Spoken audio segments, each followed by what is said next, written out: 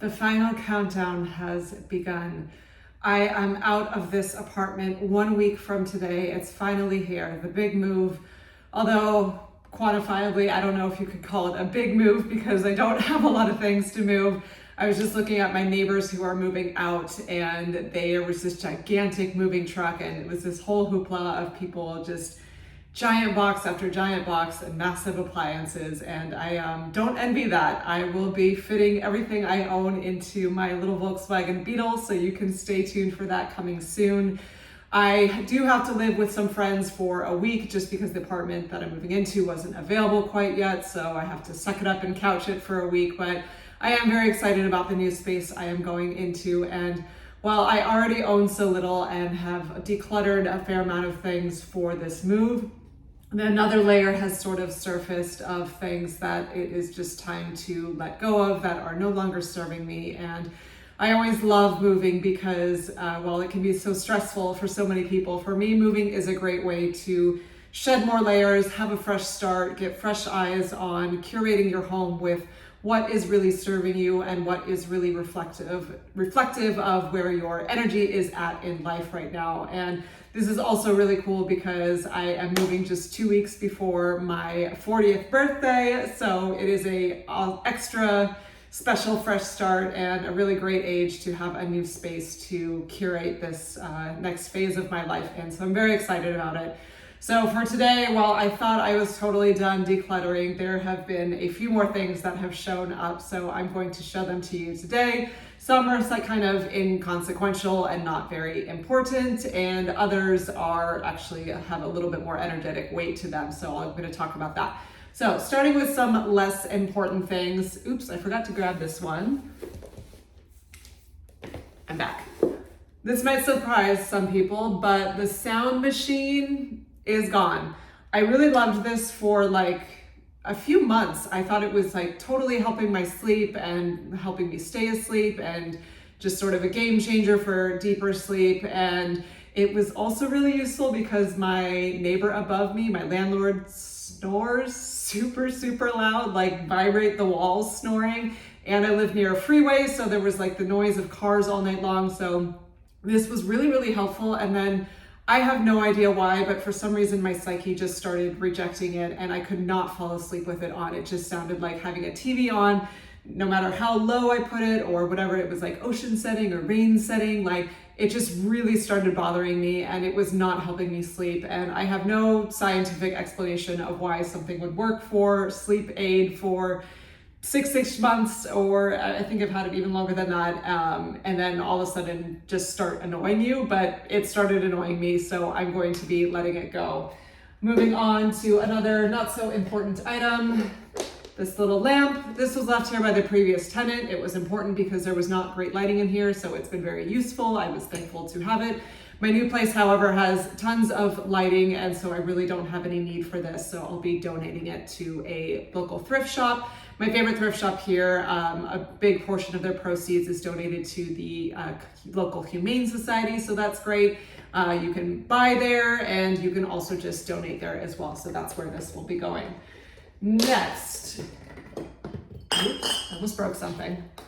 My little black, I'm not gonna try it on for you, I'm just not in the mood to try on stuff today, but little black dress. It's like you may have seen it in some of my wardrobe videos. It's a nice dress. I bought it I had like 100 weddings to go to in the past couple years, and even though it was my family each time, I definitely outfit repeated. I do not care about that. It's a nice black cocktail dress. It looked great. It got the job done for rehearsal dinners and then also the weddings. And again, I wore it multiple times, so that was great, but it's really just not a piece I wear in everyday life. It is able to be dressed down a little bit, but it's just not something I've gravitated to. I really haven't worn it outside of these weddings, so there is another thrift shop near me where you can actually sell your old clothes to, and this is a nice piece in good condition, so I'm sure they will take it, so that's where this will be going. Next, this one has kind of some weight to it. For anyone who's watched my videos, you know I used to be a competitive synchronized swimmer for a very long time, and then I did a Cirque du Soleil style show called Le Rêve in Las Vegas, where I was a synchronized swimmer and also an aerialist and a dancer. And then I continued to do some performing after that, mostly gigs with synchronized swimming, but then professional dancing as well. And I was a teacher and a choreographer. So I have been in the sport for many, many decades. And over the past year and a half is really the first year and a half on the other side of it where I haven't been professionally involved in it in some regard, whether performing or competing or teaching or doing choreography. And it's honestly been a nice break and a nice releasing of such a huge chapter of my life. That something was it was close to 30 years. It was about 27 years of involvement. So it was a very long time. And you may have seen in some of my shorts, I had some performance art videos of synchronized swimming posted that were fun to put up there, but I still have this sort of training suit. It's like what you would wear for a workout, and cap and goggles, and I don't use them, and I just bloody don't want to get in the pool anymore. I did my time. I did millions of hours, God knows how many hours. At the peak of my training, it was 60 hours a week. I don't do anything near that anymore. And over the past decade, really, like I have barely gotten in the water, and I don't want to get in the water. And even though it's kind of a cool party trick of, oh, I can go upside down and spin around and hold my legs outside of the water and it's cool, it doesn't feel fun to do. Unlike dancing, where I still absolutely love to dance, it feels cathartic and spiritual and fun and good on my body. Synchronized swimming does not feel good on my body anymore. And while it looks pretty and graceful, it's like classical ballet where it's actually very abusive to your body. It's not natural to be doing and it hurts. And I just don't want to get in the water anymore. And I have held on to these over the years with this attachment sort of this really strong identity I had for so long, and just the ego kind of identity of just that I can still do this. But really, yes, gun to my head, I could get in the water and still do some of the moves, but I don't want to, and it doesn't feel good anymore. And for the performance art stuff that I still like to create, it's a little bit more avant-garde and different and not just outside of the box of what I would need to train full-time for, because I'm done training full-time. That chapter of my life is over. And so this is kind of with a heavy heart, but it is I think a good energetic release as I come into this now, my 40th year in life. I'm going to be letting these go. The local swim club that I used to teach at, they always need extra swim caps and goggles on hands because kids are always forgetting their shit. So I'll just be donating to them, and so it won't go to waste. Next, moving on. Not very important, but worth mention. My space heater friend. This has saved my life. I didn't have heat in this unit and it was fucking cold. And with coastal San Diego, it's not just cold in the winter, like it's May right now and the temperature in the morning is the same as January. It's chilly. So I will be holding on to the space heater till I move out next week, but then my new place has heat, thank God. So my friends are going to be adopting that because I have no use for it. And if you've watched any of my videos, you know I never hang on to something for just in case, because that's just not how I live. I have heat, so I have no use for this, but luckily my friends who have a large house are really happy to have it, so it's not going to be going to waste. Oh, almost knocked it over. Next, moving on. The pasta pot. It's a great piece, but it's big and it's bulky, and I use it once a week, sometimes once every 2 weeks, just for pasta. And again, if you've watched my videos, you know that I hate things that do just one thing, and all this does is make pasta. But I always held on to it because I do like to eat pasta, and I don't make like little baby birdie sizes of pasta. I cook the whole box and usually eat the whole damn box.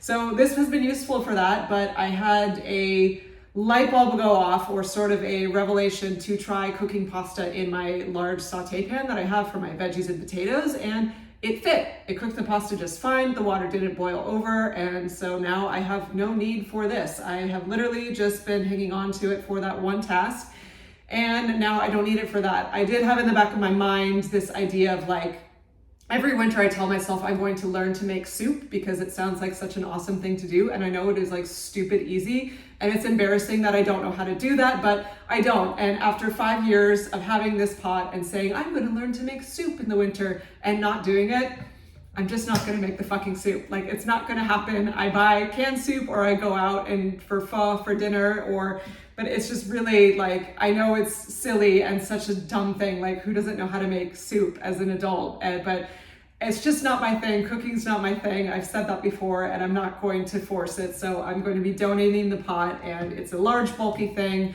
If anyone's ever, I think someone in the comments has mentioned, probably some of you that watch this channel also watch Samurai Matcha. I just discovered him through one of your recommendations. He's awesome and adorable, but he had this video about lightness and how much the heaviness of an object, like the actual physical weight of it, can affect your energy and your space. And that resonated so hard with me. And something as simple as a pot, well, useful, but again, I just found something else that does what this does. The heaviness of this, letting it go, is going to feel very good for me, because it's just, you feel those weight, and I don't like things sitting around unused, so I'm happy to let this one go. Next, we're getting serious. Well, actually, this one's less serious. This is just an extra glass jar. I still have 2 more. It came in a pack of 4. One of them holds my toothbrush. The other 2 are water glasses I will be keeping, but this 4th one has served as holding my quarters at my old apartment for my quarter laundry. And at this apartment, it was a bug trapper, because I'm in an old building, kind of built into a hill, and there's a crawl space connected to it. So and it's on ground level, so there's like 100 bugs all the time. I'm like Steve Irwin, like catching these prehistoric ass looking bugs with a million legs and all sorts of spiders. And I never kill bugs because that's mean, but that doesn't, I want them crawling all over my home. So this has been the bug trapper for the past year, but I am leaving this place, and my new place is on the 3rd floor and a newer building, so it shouldn't be a problem. So we're saying goodbye to the bug trapper. And then we're also saying goodbye, this is a biggie, to the coffee thermos. I mentioned I have another video about how I quit caffeine after 20 years of a pretty strong addiction. I quit coffee last year, and this was always my daily coffee thermos, and I've held on to it now it's been over 6 months, just with the sort of nostalgia, I just thought it was cute, and sort of like, oh, maybe I'll use it for tea, but like, I don't drink tea on the go. If I'm drinking tea, it's like at home in my bathrobe at like 11 o'clock at night. Like, I don't need to take tea on the go with me. And I think there was even just this like little ego attachment still, like, oh, but it might be nice to have coffee again someday. But then I have to flick that devil off the shoulder. I'm like, no, coffee sucks. It makes you feel like shit. You're not gonna go back to it. It's great that you finally quit after 20 years. So the final nail in the coffin is I'm going to get rid of my coffee thermos. Getting to the end of the list here. This is the biggie. Shit's about to get weird. I am letting go of my dish set. So this may sound totally crazy to some people, and like, well, what the hell are you gonna eat off of? Like your hands, or eat straight out of the pot? No, I have some things, some useful tools that I've already been using already, but I have this really beautiful dish set. There's 2 mugs, and 2 plates, 2 little bowls. That's already not a lot of dishes, and very low by some people's accounts. People already give like, what do you mean you just have 2 plates and 2 bowls and 2 mugs? But this is what I've operated with for the past 3-4 years now. And while I've used them, I found I don't use them that often, and they're actually not even staples. The mugs I really just use for drinking tea out of, or sometimes if I like little snack of a handful of mixed nuts, but I'm not even that much of a tea drinker. It's like every once in a while, if it's cold in December at night and I just want one, but it's not this like daily ritual for me. And even so, I tested it the other day. I have this little device still. I drank tea out of this. It's a ceramic little thing, and it actually was lovely. So if I ever once in a blue moon want a tea, I still can do it out of this. But other than that, those mugs have just been sitting around as decoration, and I don't do decoration. I hate useless things sitting around, so the mugs are gone. The little bowls, they're cute and useful for eating small bowls of things, or like when I have like a little bowl of fruit, but if you've watched any of my What I Eat in a Day videos, like I don't really do small bowls of anything. I eat large bowls, and almost 99% of my meals are in this amazing wooden bowl. I eat, whether it's a large salad or a large serving of fruit, or a big bowl of pasta, or rice, potatoes, veggies, which is my go-to, or even a larger soupy stew type thing. It all comes out of this. And I've mentioned before, I was really moved by a couple times I spent did like a silent retreat at a monastery, and all of the monks there just have one wooden bowl similar to this that they store in the kitchen. And that is what they eat their meals out of every day. And I just think it's a really beautiful practice to connect to not just your food, but the actual dish that you're eating out of, and to just have that reverence for what's nourishing you that day. And I just think of the wood is really beautiful. And since I've been eating a lot more on the floor these days, we'll see in my new place if that continues. This is actually the perfect floor vessel, because if you are eating a large thing out of this bowl and it slops over, like, you just spilt shit everywhere. But this is a lot more spill proof, safety proof. And same thing with these plates. This is the probably extra weird thing of like, what do you mean you're not going to have plates? Like, are you some sort of barbarian? But well, I'm not gonna have plates. I don't use them. I barely use them. Like, every once in a while I make avocado toast, and so I put that on the plate, but it's like 5% of the meals I eat need a plate. Most of the time it's out of the bowl, so why do I have to hold on to these plates? And all of these dishes, back to that point about matcha samurai and the weight of things in your life, these are not overly heavy, but they're very fragile. I broke a plate and then replaced it, and I broke a mug and replaced it because I'm OCD-ish. Like, I can't handle mismatched mugs. I just drove straight to the store and grabbed a duplicate of the one because I had to have matching ones.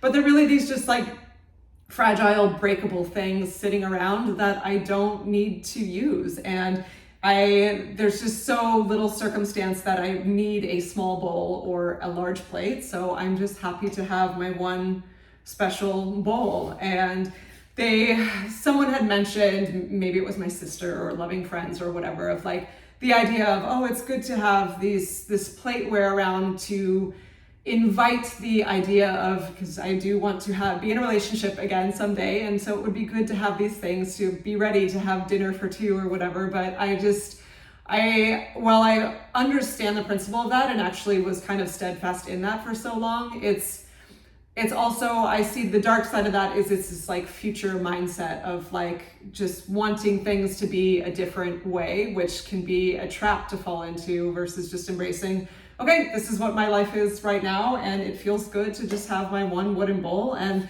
if I do meet Mr. Right in the near future and it gets to a point where I'm cooking for him, which is like, I'm a shitty cook, so hopefully he knows how to cook, or we can just go to a nice dinner, I don't know, whatever. I'll buy him another wooden bowl that can live at my house. But for right now, this is all I need, and it feels relieving to not, as I'm going into this move and my stuff is going to be stored in my car for a week and I'm going to be shopping at my friends, and then just moving things across town, I don't have to worry about these things breaking, and they don't need to take up space in my home and just sit and collect dust and not be used. So that is it. I am going low dish. I still have my silverware collection, and I have 2 glasses like this for drinking water.